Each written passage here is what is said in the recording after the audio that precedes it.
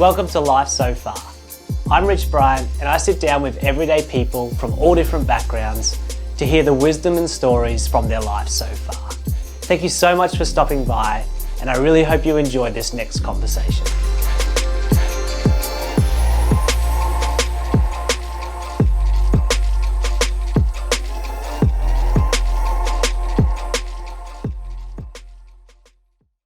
Kate, thanks so much for chatting. Thanks for having me. I'm really excited. No worries. It's great to be here in your lovely home.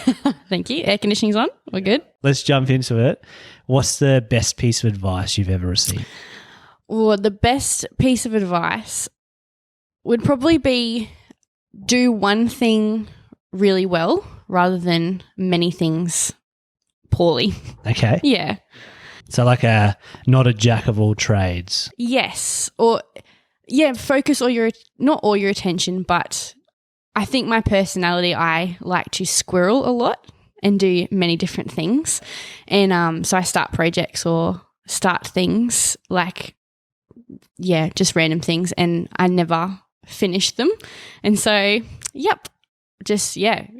getting one thing done and doing it well and then moving on to the next rather than trying to do everything at the one time. You are speaking to somebody who is the king of starting things but not finishing them. I'm glad I'm in good company. So that is great advice, isn't it? Yeah. And it's that there's an interesting concept of like and I don't know how this sits with you, but it's like don't start anything. Like don't go down a new journey if it's a hobby or something. If you don't think you can be not necessarily the best in the world at it, but if you don't want to be really good at it. Yeah. And you can straight away listen to that and go, well, that's dumb because you can do hobbies without being the best in the world. But it's having the mentality of how can I do this really well so that I can gain more enjoyment out of it. Yeah. And I think if you have that mentality, then it kind of forces you to go, if I want to be good at surfing, maybe I shouldn't take up motocross riding. Yes. All this, Yeah, if it's something that you're going to have to learn to do, put that effort in. Don't just, buy a cross stitch and do one stitch and then move on to next. Like give it a go, Yeah, and actually go spend some time and commit to it. Yeah. And maybe that is a month down the track or whatever, you go, this is not for me. That's totally fine. But it's that constant task switching that leaves you exhausted, doesn't it? Because I'll just, give up and get lazy and then on to the next. But then you start that whole energy process again. Yeah. It's a trap. It's a constant cycle of buying and selling things on Facebook Marketplace. So true. That's my cycle anyway. Yeah. What has been your greatest struggle? This was a hard one to answer because I've had a pretty easy life. I've been pretty lucky. But probably the first few years outside of school was really difficult and trying, I guess, find my identity outside of that and understanding that it wasn't what I thought it was. So, yes. In what way? How is it different to what you thought it was? Yeah, so I think I was going to breeze through uni. I think I was a good student in school and I wasn't the best at any of my subjects, but I worked hard and I achieved. And so I thought that I would continue that and I'd know what I'd want to do straight away and it would be what I'd do forever. And I'd obviously study is hard, but like university would be easy and I'd get the degree and then everything would just easily fall into place. Yeah. Yes. What were you studying? I did a year of secondary education and I majored in PE and English. Right. Which I enjoyed the content, but I don't think the university model of learning was my kind of learning. So, I did that and then deferred and then did a year internship at church. Yep. And then I went back to uni and did a year of social work and hated that and then was like, okay, I think I need to quit this, but I don't know what I'm going into or what I want to do. And I think too, it was hard too because the people around me at school in this time, they'd already graduated got their degrees. So that extra social pressure. Fallen into their jobs, and I'm still twiddling my thumbs trying to work out where I'm meant to be and what I'm meant to do. So that would be tough. Yeah.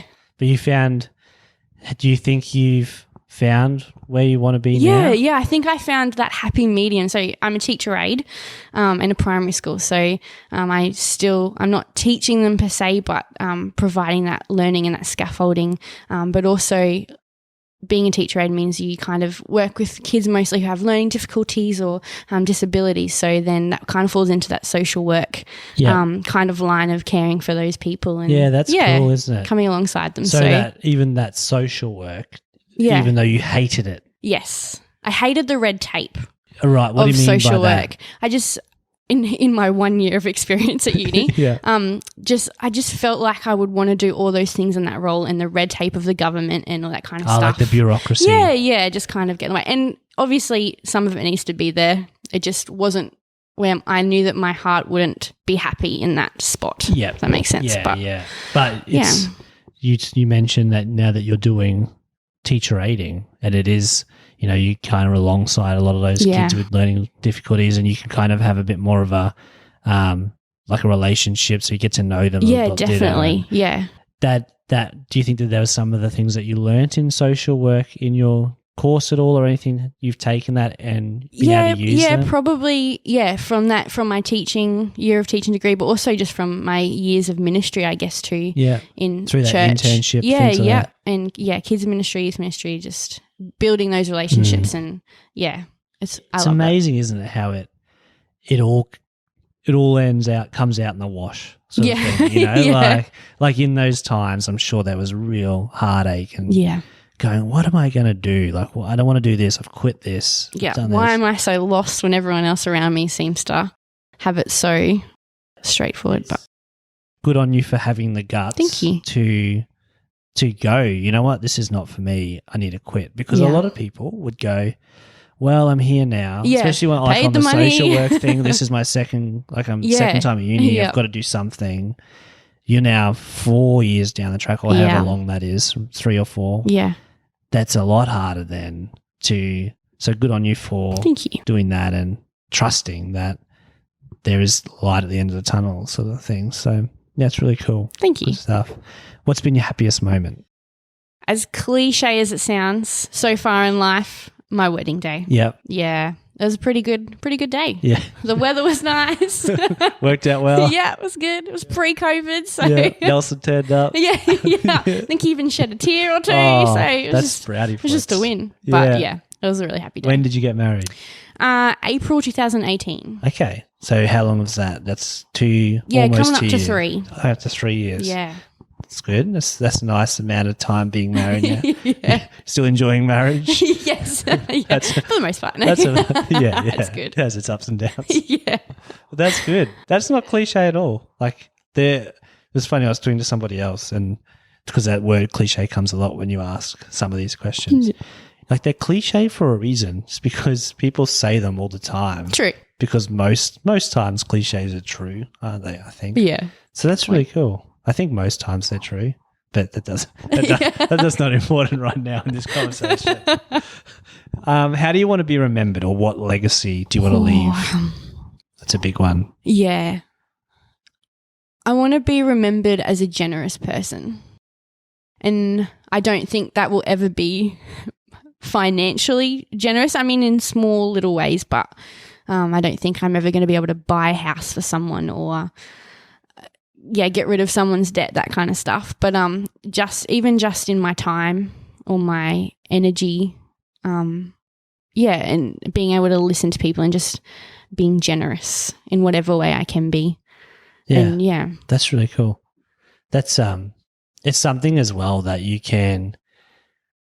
that can be applied to so many different things. As you're saying, you can be generous with time, you can be generous with, kind words, or like even just a meal for somebody, or that sort of thing. So that is a good thing to be remembered. Thanks. I mean, that's my challenge for this year as well. Is how can I be more generous with what I've got? Yeah, and looking for those opportunities. Yeah, even when I don't necessarily feel like being generous. Yep. I just really want to go home, but I just can see you need a conversation. So let's have that conversation. Yeah. And that's the stuff that people remember people buy. They don't necessarily, this is me probably maybe speaking out of turn or not, but I don't think people remember, like when it's all said and done, go, oh, wasn't it so good that Kate gave me $100? Maybe that is a big thing. But I think more than that, it's Kate was always there in those times that I needed her, or it was incredible how much she would just take time out of her day to come and be with me or something like that. Like that's the stuff I think as humans that sticks with us. Yeah. And when I think about the important people in my life, that they're the things that I remember. They sat with me at midnight as I cried and patted my back and said it's going to be okay. Or, they bought me a coffee when I needed energy and I had no money in my bank account, but they saw that need and filled it. And so I hope that that's how I am remembered too. I'm sure you are. If you look for those opportunities and don't overthink it, and just show love to people, I think that's how you will be remembered. Yeah. So, there you go. You have my blessing. Thank you. No worries. What piece of advice or encouragement would you give to people listening? I've never been someone who's thought I'm good at advice. I can listen to people all day and I love doing that. But then when they go, so what do you think? I'm like, oh, great question. But I think maybe the advice that was given to me, do one thing well and rather than many half. But maybe in a way of, I feel like in this world we're expected to be busy and to do so many things, and maybe there's people in our lives that are good at that and can multitask and do many things, but it's not our job to keep up with that if that's not your personality. Yep. It's okay to do one thing at a time and be proud of what you've achieved in that rather than just ticking boxes and smashing through life. Yeah, that's so good. I think I am convinced multitasking is a myth. Yeah. Like the idea that we have of multitasking where it's like, oh, I can be emailing this person while talking to you and also responding to this. You'll do all three of those things poorly. Shockingly, yeah. Like when people say I'm multitasking, it's like you can do them in segments. True. But that's what your advice is, really, isn't it? It's like you can do one thing but do it well. Yeah. It doesn't mean you can only do one thing. No, not at all. But give that thing the attention it deserves. Yeah. And the time it deserves. That's important. Yeah. That's I think that's something that we all are increasingly more challenged with and struggle with because we do have so many opportunities to do different things so fast. Yes, yeah. Yeah. Mediocre. Everything's mediocre. Yeah. I've found that, I've seen that in my own life. It's so easy to, you don't have to really have much musical talent now to produce a pretty crappy song on whatever the Apple thing is, the one that comes with your Mac GarageBand. Yeah. But for that reason, there's so much mediocrity out there. I listened to a documentary. It's quite old now, called Press, Pause, Play. And it's have you ever heard of the singer called Moby before? The name rings a bell. Yeah, he's like this. He's probably pretty old now, but he was like a DJ. Yeah, dude. right. He's like a bald old man. That's why that's why I really like him. That's great. We're bros. But he produced it, and they're talking about it in this world of it's never been so easy to create art. Yeah. Or what we would say is, create something that resembles art. Yeah. Music, cinematography, anything. But the level of the standard is going down because there's just so much stuff out there. But I don't know why we're talking about this right now, but it's like the encouragement is in that if you just strive above the rest, you'll stand out. Yeah. So that's awesome. I think that the reason I'm sharing that is because we can do that even say we're in an office and our boss is asking us to do these things. If you do that really well, yeah, rather than the person who's trying to do a bunch of other things at the same time while talking on Facebook to their friend doing this, Yep. you'll probably stand out in that environment. Yeah, You know. very true. Yeah. Kate, this has been really good. No, thank you for Before I having me. forget, if people do want to follow you or catch up, do you have a social media? I do have social media. What do you use? I have Instagram.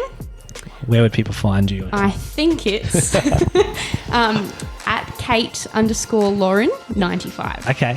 I'll That put could be the it. legit one in the It could also description. be Kate Lauren_95. Yeah. Who knows? Who knows Follow nowadays? all of them. You'll see what happens. When you get locked out of an account, there's another. There's always a separate one. Yeah. Yeah. Occasionally on Instagram, like it'll come up with a suggested friend, and it's Yeah, like just my 10 old of my accounts. faces. Like, that's odd. Maybe I should delete them. Oh crap! I don't know the password. Yeah. Oh, that's right. So they're going to be on there for eternity. Now. But I'll put that in the description. So if people do want to catch up with you or learn more about you, they can go and do that. Sounds good. But thanks so much for chatting. It's No, been thank you for awesome. having me. It's been an honour. No worries. You shared some amazing stuff. Thank you. Thank you guys for listening, and we'll see you in the next video. I really hope you enjoyed that last conversation. If you're watching on YouTube or listening on Spotify, it would mean the absolute world if you like and subscribed or left a positive comment. I know you've heard this all before, but these things really do help the channel grow. Thank you so much for your support, and I'll see you in the next episode.